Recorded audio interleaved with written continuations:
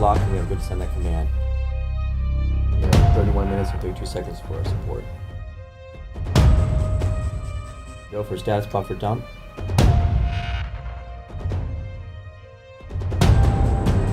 Since the retirement of the space shuttle, the engineering team is absolutely critical for Hubble. It always has been. Without the shuttle going up to replace any equipment failures that we have to make do with what we have.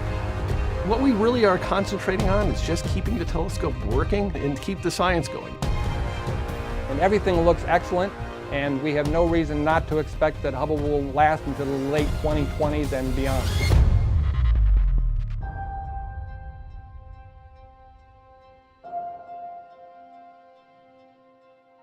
My name is Mike Wins, and I'm the lead systems engineer for what's known as the Optical Telescope Assembly of the Hubble Space Telescope. I'm in charge of what's known as the Fine Guidance Sensors.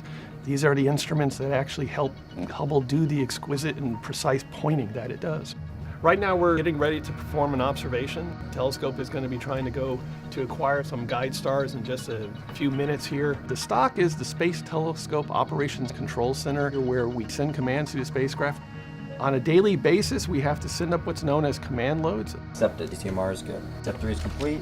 Because the computers on Hubble are very old and they have very little memory, in fact, most of your memory sticks today are 20, 30, 100 times bigger than Hubble, we have to send up essentially a load of all the commands Hubble's going to be doing for the next 24 hours. On a routine basis, we always keep 24 hours of instructions on board, so it's routinely updating for the new sequence 24 hours in advance. We'll start with doing our premise uplink. Hubble is always working, it's always doing something, it's always doing some sort of observation or calibration or getting ready for the next task. We'll be locked on our forward at 14:33:17. Hubble is truly a 24/7, 365-day-a-year instrument, so Hubble can keep on going. It never stops. And we are configured. It's been verified. Now we do have to, because of this low Earth orbit we're in, the actual observations, when we're taking a picture of something or doing a science observation, we actually have to wait because sometimes the Earth gets in the way. So we have to pause, wait until the Earth gets out of the way as we go back around and start the observation back up. You have constraints. You don't want the optics pointing at the sun, and you don't want the instruments to have their shutters open when you're looking at the Earth, because the Earth is bright for them. And then we have the South Atlantic Anomaly, the SAA, which is a portion of the Earth where we get proton hits that will affect the electronics in Hubble and can also affect the instruments in Hubble. And so we have to plan out very carefully our targets and observations. We have a timeline that's laid out to maximize the efficiency of it. Hubble can actually take observations during day and night passes. Every 95 minutes, we go around the Earth. The batteries will charge from the solar rays during the day pass, and then at night, batteries power the observatory so we can continue observing. The scheduling with Hubble, we're trying to put it together as efficiently as possible, minimize our gaps. The goal is to constantly keep it busy. We're constrained to a certain extent, but whenever we have visibility, we are observing. The demand for use of the Hubble Space Telescope from scientists around the world is very high. Hubble is at its most productive. It's got some of the best instruments that have ever been on board it. There's a very high demand. Hubble's performing exceptionally well. 2, 1, and liftoff of Space Shuttle Atlantis.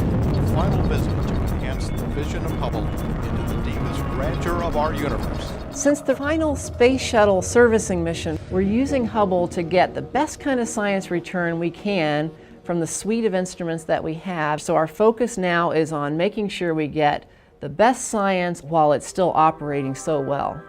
Luckily, at the end of the last servicing mission, we were actually left with a telescope in great condition, but Hubble is getting older and older. It's a very old telescope.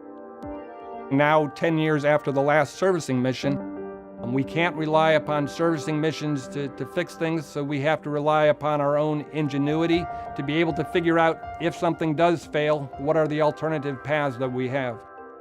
For the telescope to keep giving us this peak science, we need lots of things to be working together very well on the telescope. We need a pointing accuracy system that is outstanding, and keeping that whole system healthy and functioning so that we can point Hubble very accurately, even while it's whizzing around Earth in its orbit. For the telescope to be able to do the science it needs to do, we have to hold it very, very steady. There is actually a little bit of motion. I mean, it's hard. We're zooming around the Earth at 17,000 miles an hour, so it's hard to hold the telescope perfectly like that. The gyros are working really good. The gyroscopes can sense motion in each direction. And so because of the gyroscopes that we have on board and how sensitive they are in terms of sensing motion, that we can keep our cameras steady. Gyros are very good at measuring these very small rates. The fine guidance sensors are actually sort of used, I always like to describe it as backseat drivers. And they constantly tap on the gyro's shoulders. It's about once a second. And they keep saying, turn left, a little bit more right, a little bit left, a little bit right. I mean, it must be driving the gyros nuts. So the fine guidance sensors allow you that really fine control, but actually it's the gyroscopes driving the telescope. And they're doing a perfectly good job here. Everything looks good, our stars the right brightness. The reason that is because we need to make sure we have the correct guide stars. One of the things we look at is the brightnesses, and that's what we're measuring here. Those are about right for what the stars were. But also, we wanted to make sure they were exactly as far apart as we thought they were going to be. And it did. It did a check, and it passed a very, very tight tolerance check to make sure that those were the right stars. So we know we're locked up on the stars. We got a good lock here. The gyroscopes are very critical because to be able to move from one position to another position, the gyroscopes are the only thing that can tell us how we can do that. We have 6 gyroscopes on board Hubble. Currently, 3 of them are still working. And 3 is sort of what people used to think of as the minimum number, but we have developed a science mode where we only need 1 gyro. A big part of our job is to make sure that we can extend the life of Hubble and continue doing the high performance science that we're doing for many more years. And what we've done is we've gone through all the critical components of Hubble and said, how can we potentially make them last longer, as you might do with your own car as it's getting more miles on it. The gyroscopes have been our most problematic piece of hardware, so I helped lead an effort to develop a 2-gyro science mode. And we were able to use that mode on orbit and be able to perform science. And then learning from that, we actually developed a 1-gyro science mode that we've been able to test on orbit, but we haven't been called on to use. But in the end, possibly 5 to 10 to 15 years from now, when we're down to potentially our last gyroscope, that is the mode we will be in. Before we do anything on orbit for the first time, we have to test it out on the ground. And we're very lucky to have what we call the VEST, the Vehicle Electrical System Test Facility.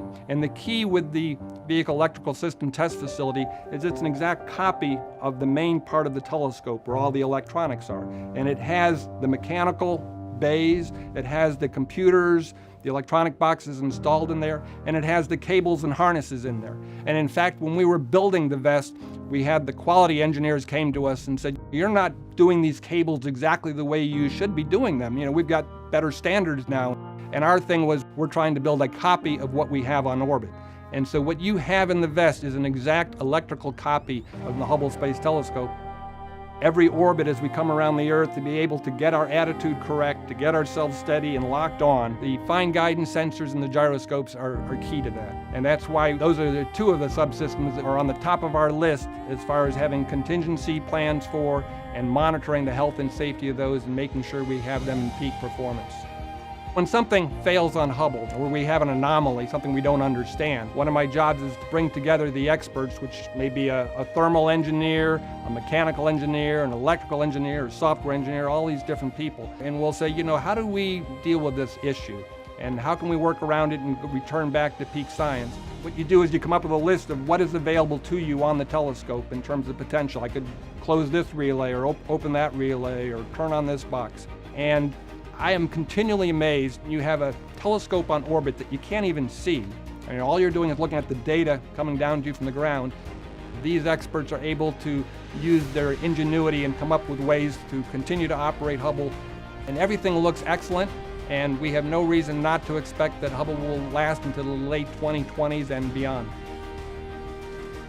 I personally am extremely grateful to the Hubble operations team, these people who work day and night to keep Hubble operating providing exquisite science return, giving us the information that we need to know how Hubble's doing. Is it doing the kind of accurate pointing that we need? Is it getting the sensitivity in the various wavelengths of light in the various instruments that we need to have to do the science? Are we able to calibrate those observations in an accurate way? We couldn't do any of those scientific analyses if we didn't have this team of operations experts behind the scenes making sure that the details of Hubble's technical operations are being monitored, being handled, being managed, being planned in a near perfect way.